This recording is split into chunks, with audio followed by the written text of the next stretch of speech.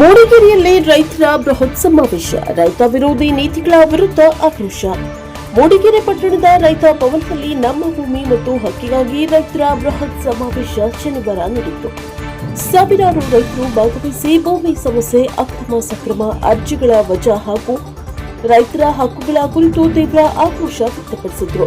ಹಿರಿಯ ವಕೀಲ ಎಂ.ಎಸ್. ಶಿವಪ್ರಸಾದ್ ಮಾತನಾಡಿ, ರೈತರನ್ನ ವಿರೋಧಿಸಿ ಕಾನೂನು ತರುವ ಸರ್ಕಾರಗಳು ಇತಿಹಾಸದಲ್ಲಿ ಉಳಿದಿಲ್ಲ ಎಂದು ಉಚ್ಚರಿಸಿದರು. ಅಕ್ರಮ ಸಕ್ರಮ ಸಮಿತಿಯಲ್ಲಿ ಮಂಜೂರಾದ ಭೂಮಿಗಳ ಕುರಿತು ಅಧಿಕಾರಿಗಳು ಸರಿಯಾದ ಕ್ರಮ ಕೈಗೊಳ್ಳದೆ ಏಕಾಏಕಿ ಅರ್ಜಿಗಳನ್ನು ವಜಾ ಮಾಡಿರುವುದು ಸಣ್ಣ ರೈತರಿಗೆ ದೊಡ್ಡ ಅನ್ಯಾಯವಾಗಿದೆ ಎಂದು ಆರೋಪಿಸಿದರು. ಹಿರಿಯ ವಕೀಲ ಎಚ್.ಎಂ. ಪ್ರಸಾದ್ ಮಾತನಾಡಿ, ಅಧಿಕಾರಿಗಳ ತಪ್ಪಿನಿಂದ ರೈತರು ಬೀದಿಗೆ ಬರುವ ಪರಿಸ್ಥಿತಿ ನಿರ್ಮಾಣವಾಗಿದೆ. ಸರ್ಕಾರವೇ ಮಾಡಿದ ತಪ್ಪನ್ನ ಸರ್ಕಾರವೇ ಸರಿಪಡಿಸಬೇಕು ಎಂದು ಆಗ್ರಹಿಸಿದರು. ರೈತರಿಗೆ ತೊಂದರೆ ಕೊಡುವ ಜನಪ್ರತಿನಿಧಿಗಳಿಗೆ ಮತ್ತೆ ಅವಕಾಶ ಕೊಡಬಾರದು ಎಂದು ಹೇಳಿದರು. ಮಾಜಿ ಶಾಸಕ ವೈಎಸ್ವಿ ದತ್ತ ಮಾತನಾಡಿ, ನ್ಯಾಯಾಲಯ ನೀಡಿರುವ ಮಧ್ಯಂತರ ತಡೆಯಾಜ್ಞೆಯಿಂದ ಸಾವಿರಾರು ರೈತರಿಗೆ ತಾತ್ಕಾಲಿಕ ನೆಮ್ಮದಿ ಸಿಕ್ಕಿದೆ. ಆದರೆ ಶಾಶ್ವತ ಪರಿಹಾರಕ್ಕಾಗಿ ಸರ್ಕಾರ ರೈತರ ನೆರವಿಗೆ ಬರಬೇಕೆಂದು ಒತ್ತಾಯಿಸಿದರು. ಮಾಜಿ ಸಭಾಪತಿ ಬಿಎಲ್ ಶಂಕರ್ ಮಾತನಾಡಿ, ಮಲೆನಾಡು ರೈತರ ಹೋರಾಟಕ್ಕೆ ತಾನು ಸಂಪೂರ್ಣ ಬೆಂಬಲ ನೀಡುವುದಾಗಿ ತಿಳಿಸಿದರು. ಮುಖ್ಯಮಂತ್ರಿ ಸಿದ್ದರಾಮಯ್ಯ ಅವರೊಂದಿಗೆ ಚರ್ಚಿಸಿ ರೈತರ ನಿಯೋಗ ಕರೆದೊಯ್ದು ಸಮಸ್ಯೆ ಪರಿಹಾರಕ್ಕೆ ಪ್ರಯತ್ನಿಸುವುದಾಗಿ ಭರವಸೆಯನ್ನ ನೀಡಿದರು. ಕಾಂಗ್ರೆಸ್ ಮುಖಂಡ ಎಚ್.ಎಸ್. ದೇವರಾಜ್ ಮಾತನಾಡಿ, ಕಾಡು ಪ್ರಾಣಿಗಳ ಹಾವಳಿಯಿಂದ ರೈತರು ಈಗಾಗಲೇ ಸಂಕಷ್ಟದಲ್ಲಿದ್ದಾರೆ. ಇದರ ನಡುವೆ ಅಧಿಕಾರಿಗಳ ನಿರ್ಲಕ್ಷ್ಯದಿಂದ ರೈತರು ಭೂಮಿಯನ್ನ ಕಳೆದುಕೊಳ್ಳುವ ಪರಿಸ್ಥಿತಿ ಎದುರಿಸ್ತಾ ಇದ್ದಾರೆ ಎಂದು ಆರೋಪಿಸಿದರು. ಸಮಾವೇಶದಲ್ಲಿ ಮುಂದಿನ ಹೋರಾಟದ ರೂಪುರೇಷೆಗಳ ಕುರಿತು ಚರ್ಚೆ ನಡೆಯಿತು. ಬಳಿಕ ರೈತ ಮುಖಂಡರು ಬಿಎಲ್ ಶಂಕರ್ ಅವರಿಗೆ ಮನವಿಯನ್ನ ಸಲ್ಲಿಸಿದರು. ಸಾವಿರಾರು ರೈತರು ಹಿರಿಯ ವಕೀಲರಾದ ಎಂ.ಎಸ್. ಶಿವಪ್ರಸಾದ್ ಹಾಗೂ ಎಚ್.ಎಂ. ಪ್ರಸಾದ್ ಅವರಿಗೆ ವಕಾಲತ್ತು ಅರ್ಜಿಗಳನ್ನು ಸಲ್ಲಿಸಿದರು. ಕಾರ್ಯಕ್ರಮದ ಅಧ್ಯಕ್ಷತೆಯನ್ನ ವೇದಿಕೆ ಅಧ್ಯಕ್ಷ ಪಿಕೆ ಲಕ್ಷ್ಮಣ್ ಕುಮಾರ್ ವಹಿಸಿದ್ರು. ಸುರೇಂದ್ರ ಹ್ಯಾರಗುಡ್ಡೆ, ಗಬ್ಬಳ್ಳಿ ಚಂದ್ರೇಗೌಡ, ಬಂಕೇನಹಳ್ಳಿ ಸುರೇಶ್, ನವೀನ್ ಮರೇಬೈಲ್, ಎಂಕೆ ರವಿ, ಮಂಗಲಮಕ್ಕಿ, ಮಂಜುಕಯ್ಯ, ರಾಧಾ ಸುಂದರೇಶ್, ಅಬ್ದುಲ್ ರೆಹಮಾನ್, ಅನಿಲ್ ಗುರುದೇವ ಸೇರಿದಂತೆ ಹಲವರು ಉಪಸ್ಥಿತರಿದ್ದರು. ಬ್ಯೂರೋ ರಿಪೋರ್ಟ್ ಪ್ರಕಾಶ್ ಬಕ್ಕಿ, ಪ್ರಜಾಪ್ರಭ ಟಿವಿ, ಮೂಡಿಗೆರೆ. ನಾನು ಈ ರೀತಿಯ ಯಶಸ್ಸನ್ನು ನೋಡಿದ್ದೆ. ನಾವೆಲ್ಲ ಸಂಘಟನೆ ಮಾಡಬೇಕು. ಯಾಕೆಂದ್ರೆ 82ನೇ ಸಾಲನ ಈ ಸಂದರ್ಭದಲ್ಲಿ ಮಾಡಿದ್ರು. ರೈತರ ಚಳವಳಿ ಮೂಡಿಗೆರೆಯಲ್ಲಿ ಇತಿಹಾಸವನ್ನ ನಿರ್ಮಾಣ ಮಾಡಿರ್ತಕ್ಕಂಥ ದಿನವನ್ನು ನಾನು ಸಂದರ್ಭದಲ್ಲಿ ನೆನೆಸಬೇಕಾಗಿದೆ. ಯಾಕೆಂದ್ರೆ ಈ ಕೂಡಿರ್ತಕ್ಕಂಥ ಶೇಕಡ 80% ರೈತರು ಕಾಪಿಗಾರರು ನನ್ನ ಜೊತೆಯಲ್ಲಿ ಭೇಟಿ ಮಾಡಿದ್ದೀನಿ, ನನ್ನ ಜೊತೆಯಲ್ಲಿ ಹೋರಾಟ ಮಾಡಿದ್ದೀನಿ, ಧೈರ್ಯ ಮಾಡಿದ್ದೀನಿ, ಬೀದಿ ಕೂತು ಚಳವಳಿ ಮಾಡಿದ್ದೀನಿ, ಪೊಲೀಸ್ ಬೂಟೇಟ್ ಇಟ್ಟಿದ್ದೀನಿ, ಎಲ್ಲವನ್ನೂ ಕೂಡ ಮಾಡಿದ್ದೆ. ನನಗೆ ನೆನಪಿದೆ. ಆದರೆ ಕಾಲಕ್ರಮೇಣ ರಾಜಕೀಯ ಬದಲಾವಣೆ ಆದಂಥ ಸನ್ನಿವೇಶದಲ್ಲಿ ನಾವೆಲ್ಲರೂ ಕೂಡ ಬೇರೆ ಬೇರೆ ಸ್ಥಿತಿಗೆ ಹೋಗಿದ್ದೇವೆ. ಮುಖಾಂತರ ಅವರಿಗೆ ಕಾನೂನು ರೀತಿ ಕ್ರಮ ತಗೊಳ್ಳೋದ್ರ ಮುಖಾಂತರ ಅವ್ರನ್ನ ಕಟ್ಟಾಕ್ಬಿಟ್ಬಿಟ್ರೆ ರೈತರಿಗೆ ಹೇಳೋದಲ್ಲ, ನೀವು ಬಾಳೆಗಾರಿಕೆನ ಸಹಿಸೋದಿಲ್ಲ ಅಂತ ಹೇಳಿ. ಬಾಳೆಗಾರಿಕೆ ಮಾಡ್ತಾ ಇರ್ತಕ್ಕಂಥದ್ದು ಬೆಂಗಳೂರಿನ ಒಬ್ಬ ಆಫೀಸರ್ ಬರ್ತಾನೆ ತಿಂಗಳಿಗೆ ಒಂದ್ಸರಿ ಮೋಜ್ ಮಾಡೋದಕ್ಕೆ. ದೊಡ್ಡಯ್ಯ, ನೀವೆಲ್ಲ ಸುಮ್ಮನೆ ಮೌನವಾಗಿ ಕೂತರಾಗಲ್ಲ. ಏನಂತ ಈ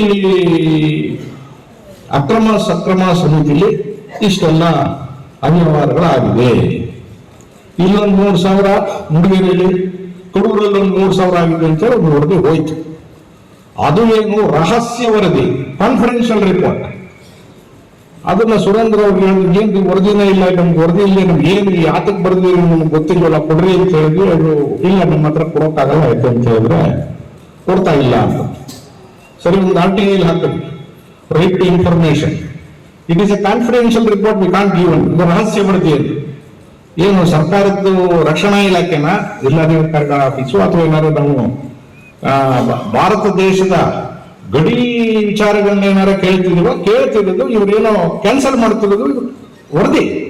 ಏನ್ ವರದಿ ಕೊಟ್ಟಿದ್ದಾರೆ ಅನ್ನೋದು ನಮಗೆ ಅಧಿಕೃತವಾಗಿ ಅಫಿಷಿಯಲ್ ಆಗಿ ಇದುವರೆಗೂ ಕೊಟ್ಟಿಲ್ಲ. ಆದಾಗ್ಯೂ ಸಹ ಅವ್ರು ಏನು ವರದಿ ಕೊಟ್ಟಿದ್ದಾರೆ ಅನ್ನೋದು ಸ್ವಲ್ಪ ಸುರೇಂದ್ರ ಅವರು ಹೆಣ್ಣುವಂತವರ ಸ್ನೇಹಿತರ ಮುಖಾಂತರ ನಮಗೆ ಗೊತ್ತಾಯ್ತು. ತದನಂತರ ಒಂದು 4-5 ಒಂದು 2-3 ಪಿಟಿಷನ್ಸ್ ನೆಲ್ಲ ಮೂಡಿಗೆರೆಯವರೆಲ್ಲ ನಾವು ಸೇರಿ ರಾಜ್ಯ ಖಂಡಿತ ಉಂಟು, ಇಲ್ಲದೆ ಇರಕ್ಕೆ ಸಾಧ್ಯನೇ ಇಲ್ಲ. ಇಲ್ಲ ಅಂದ್ರೆ ಕೋರ್ಟ್ ಅಷ್ಟು ಸುಲಭವಾಗಿ ಮಧ್ಯಂತರ ಆದೇಶ ಮಾಡೋದು.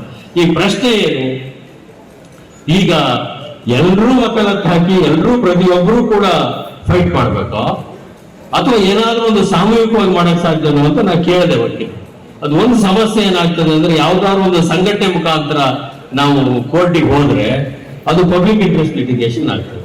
ಅದು ಮುಖ್ಯ ನ್ಯಾಯಾಧೀಶರ ಮುಂದೆ ಹೋಗ್ತದೆ. ಮುಖ್ಯ ನ್ಯಾಯಾಧೀಶರು ದುರಾದೃಷ್ಟವಶ ಎಲ್ಲಾ ಬೇರೆ ರಾಜ್ಯದವರು ನಮ್ಮ ರಾಜ್ಯಕ್ಕೆ ಬರೋದು, ನಮ್ಮ ರಾಜ್ಯದವರು ಯಾರೂ ಇರೋದಿಲ್ಲ. ಅವ್ರಿಗೆ ಎಷ್ಟರ ಮಟ್ಟಿಗೆ ನನ್ನ ಅವತ್ತಿದ್ದಂತ ನ್ಯಾಯಾಧೀಶರು ಕಾಫಿ ಎಲ್ಲಿ ಬೆಳೀತಿದೆ ಅಂತ ಕೇಳಿದಾಗ ಇಲ್ಲೂ ಆಗ್ಬೋದು. ಹಾಗಾಗಿ ಇಂಡಿವಿಜುವಲಿ ಹಾಕ್ಬೋದು. ಹಾಗಾಗಿ ಸ್ವಲ್ಪ ಕಷ್ಟ ಆದ್ರೂ ಕೂಡ, ಶ್ರಮ ಆದ್ರೂ ಕೂಡ ಚಿಂತಿಲ್ಲ. ಕೆಲವು ಸರ್ತಿ ನಾವು ಅರ್ಜಿಗಳನ್ನ ಹಾಕ್ಲೇಬೇಕಾಗ್ತದೆ. ಯಾಕೆ ನಮ್ಮ ಭವಿಷ್ಯ ಅಷ್ಟೇ ಅಲ್ಲ, ನಮ್ಮ ಮುಂದಿನ ತಲೆಮಾರು, ನಮ್ಮ ಮಕ್ಕಳ ಭವಿಷ್ಯನು ಕೂಡ ಇದರಲ್ಲಿ, ಮುಂದಿನ ಪೀಳಿಗೆ ಭವಿಷ್ಯ ಕೂಡ ಇದರಲ್ಲಿ ಅಡಗಿರೋದ್ರಿಂದ ಅರ್ಜಿಗಳನ್ನ ಹಾಕ್ಲೇಬೇಕಾಗ್ತದೆ. ಇಂಥ ಅಕ್ರಮಗಳು ನಡೆದಿಲ್ಲ ಅಂತ ಅಫಿಡವಿಟ್ ಪ್ರಮಾಣ ಪತ್ರ ಸಲ್ಲಿಸಕ್ಕೆ ರೆಡಿ ಇದ್ದಾರೆ ಅವರು. ಇದನ್ನ ನಾವು ಪ್ರಶ್ನೆ ಮಾಡಬೇಕಾಗ್ತದೆ. ಯಾಕೆ ಅವರು ಚಿಕ್ಕಮಗಳೂರು ಜಿಲ್ಲೆಯನ್ನೇ ಟಾರ್ಗೆಟ್ ಮಾಡಿದ್ರು? ಎರಡೇ ಜಿಲ್ಲೆ. ಒಂದು ಕಡೆ ಹೇಳ್ತಾರೆ ಎಲ್ಲ ಅಕ್ರಮಗಳಾಗಿದೆ, ಕ್ಯಾನ್ಸಲ್ ಮಾಡ್ತಿದ್ರಿ, ಓಟಾಡಿದ್ರು 3,000 4,000 ಜನರು ಏನು ಸಾಮಾನ್ಯದ ಮಾತಿದೆ. ಇನ್ನೊಂದು ಕಡೆ ಹೇಳ್ತಾರೆ ಈಗ ಫಾರ್ಮ್ ನಂಬರ್ 57 ಕೊಡ್ತೀವಿ, ಯಾರ್ಯಾರು ಅಕ್ರಮವಾಗಿ ಈ ಜಾಗಗಳನ್ನೆಲ್ಲ ತಗೊಂಡಿದ್ದೀರೋ ಎಕರೆ ಒಂದಕ್ಕೆ 1,000 ರೂಪಾಯಿ, 1,500, 2,000 ಏನೋ ಮಾಡಿ ಇನ್ನೊಂದೇನೋ ಒಂದು ಸ್ಕೀಮ್ ಮಾಡಿದಾರೆ. ಈಗ ಫಾರ್ಮ್ ನಂಬರ್ 57 ಅಂತೇಳಿ ಇನ್ನೊಂದು ಸ್ಕೀಮ್ ಮಾಡಿದಾರೆ. ಈಗ ಅಂದ್ರೆ ನೀವು ಅಕ್ರಮ ಮಾಡ್ತಾ ಇದ್ದೀವಿ, ನಾವು ದುಡ್ಡಿಸ್ಕೊತಾ ಇರ್ತೀವಿ, ಆದ್ರೆ ಇಂಥ ಆಟಗಳು ಆಡ್ತಾ ಇರ್ತೀವಿ, ಅಧಿಕಾರ ಅವಾಗ ಹೇಳ್ತೀಯ ಅಂತ ಆ ರೀತಿ ಒಂದು ಮನೋಭಾವ ಇದ್ದಂಗೆ ಕಾಣುತ್ತೆ. ಈಗ ಅಕ್ರಮ ಸಕ್ರಮ ಸಮಿತಿ ಮಾಡಬೇಕಾದ್ರೆ ಬಗರ್ಹುಕುಮಲ್ಲಿ ಯಾರು ಇರ್ತಾರೆ? ನಿಮ್ಮ ತಾಲೂಕಿನ MLA ಇರ್ತಾರೆ, ಅಲ್ಲಿ ಕಾರ್ಯದರ್ಶಿಗಳು ಯಾರು ಇರ್ತಾರೆ? ತಹಸೀಲ್ದಾರ್ ಇರ್ತಾರೆ, ಬೇರೆ ಮೆಂಬರ್ಸ್ಗಳು ಇರ್ತಾರೆ.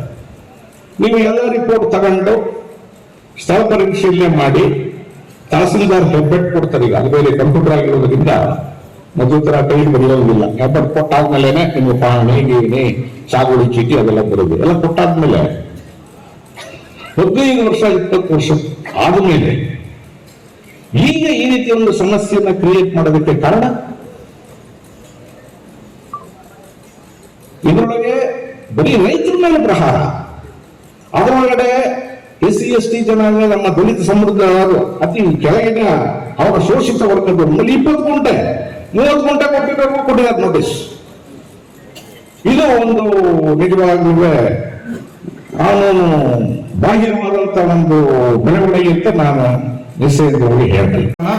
ಜೈಲಿಗೆ ಹೋಗೋದಕ್ಕೂ ಸಿದ್ಧವಾಗೋಣ ಅಂತಕ್ಕಂಥ ಮಾತನ್ನು ಈ ಸಂದರ್ಭದಲ್ಲಿ ಹೇಳಿ, ಇಬ್ಬರು ಬಹಳ ಪ್ರಮುಖವಾಗಿರ್ತಕ್ಕಂಥ ವ್ಯಕ್ತಿಗಳನ್ನ ನಾವು ಅಭಿನಂದಿಸಬೇಕಾಗ್ತದೆ, ಸನ್ಮಾನ ಮಾಡಬೇಕು. ಅವರಿಗೆ ಇಬ್ಬರು ವಕೀಲರು, ಪಾಪ ಅವ್ರಿಗೂ ಮೂಡಿಗೆರೆಗೂ ಏನೂ ಸಂಬಂಧ ಇಲ್ಲ. ಏನು ಪ್ರಸಾದ್ ಅವರೇ ಮತ್ತು ಶಿವಪ್ರಸಾದ್ ಅವರು, ನಿಮ್ಮನ್ನ ಇಡೀ ಚಿಕ್ಕಮಗಳೂರು ಜಿಲ್ಲೆಯ ಒಟ್ಟಾರೆ ಎಲ್ಲ ಕಾಫಿ ಬೆಳೆಗಾರರು, ರೈತರ ಪರವಾಗಿ ತಮಗೆ ಅಭಿನಂದನೆಗಳು. ಯಾಕಂದ್ರೆ ತಾವು ಅಷ್ಟು ಬಹಳ ದೊಡ್ಡ ಕೆಲಸವನ್ನು ಮಾಡಿದ್ದೀರಿ. ಯಾವ ಚುನಾಯಿತ ಪ್ರತಿನಿಧಿಗಳು ಮಾಡದೇ ಇರ್ತಕ್ಕಂಥ ಕೆಲಸವನ್ನ ನೀವು ಮಾಡಿದ್ದೀರಿ ಅಂತಂದ್ರೆ ನೀವು ಅಭಿನಂದನಾರ್ಹರು ಅಂತ ಹೇಳಿ ಸಂದರ್ಭದಲ್ಲಿ ಹೇಳ್ತಾ, ನಾವು ಯಾವತ್ತೂ ಕೂಡ ನಿಮಗೆ ಚಿರಋಣಿಗಳು, ಮತ್ತು ನಮಗೆ ಈ ನ್ಯಾಯಾಂಗದ ಹೋರಾಟದ ಜೊತೆಗೇನೆ ಶಾಸಕಾಂಗದ ಬೆಂಬಲವೂ ಬೇಕಾಗತ್ತೆ. ಸರ್ಕಾರದ ಮಟ್ಟದಲ್ಲಿ ಇದೊಂದು ತೀರ್ಮಾನ ಆದರೆ ಅಷ್ಟರ ಮಟ್ಟಿಗೆ ನ್ಯಾಯಾಂಗದ ಮಧ್ಯಪ್ರವೇಶ ಅಗತ್ಯ ಇಲ್ಲ. ಆದ್ದರಿಂದ ಈ ನಿಟ್ಟಿನಲ್ಲಿ ನಾವು ನೀವೆಲ್ಲ ಈಗ ಸೇರ್ಕೊಂಡ ಹಾಗೆ, ನಾನು ಸೇರ್ಕೊಂಡ ಹಾಗೆ ಮನವಿ ಪತ್ರನ BL ಶಂಕರ್ ಅವರಿಗೆ ನಾವು ಕೊಟ್ಟಿದ್ದೀವಿ. ಸಿದ್ದರಾಮಯ್ಯನವ್ರ ಹತ್ರ ಒಂದು ಭೇಟಿಯ ಅವಕಾಶ ಕೊಟ್ಟು ಪಡ್ಕೊಂಡು ನಮ್ಮ ಆಯ್ದ ಕಡೂರು ಮತ್ತು ಮೂಡಿಗೆರೆ ಭಾಗದ ರೈತ ಮುಖಂಡರುಗಳ ಒಂದು ನಿಯೋಗ ಭೇಟಿ ಅವಕಾಶ ಕೊಟ್ಟು ಇದುವರೆಗೆ ನಡೆದಿರುವ ಪ್ರಕ್ರಿಯೆಗಳು, ಮುಂದೆ ನಮಗೆ ಆಗಬೇಕಾಗಿರುವ ಅನುಕೂಲಗಳ ಬಗ್ಗೆ ಅವ್ರ ಗಮನಕ್ಕೆ ತಂದು ಮನವರಿಕೆ ಮಾಡಿಕೊಟ್ಟು, ಮೊದಲಿಗೆ ಈ ಕಂದಾಯ ಇಲಾಖೆಯಿಂದ ಆಗಿರುವ ಈ ಒಂದು ದೋಷಗಳಿಂದ ರೈತರನ್ನ ಪಾರು ಮಾಡೋದಕ್ಕೆ ತಕ್ಷಣ ಮುಖ್ಯಮಂತ್ರಿಗಳ ಮಧ್ಯಪ್ರವೇಶ ಮಾಡೋಕ್ಕೆ ಒಂದು ಅನುವು ಮಾಡಿಕೊಡೋ ಹಾಗೆ BL ಶಂಕರ್ ಅವರಿಗೆ ನಾವು ಈಗ ಮನವಿ ಪತ್ರ ಕೊಟ್ಟಿದ್ದೀವಿ.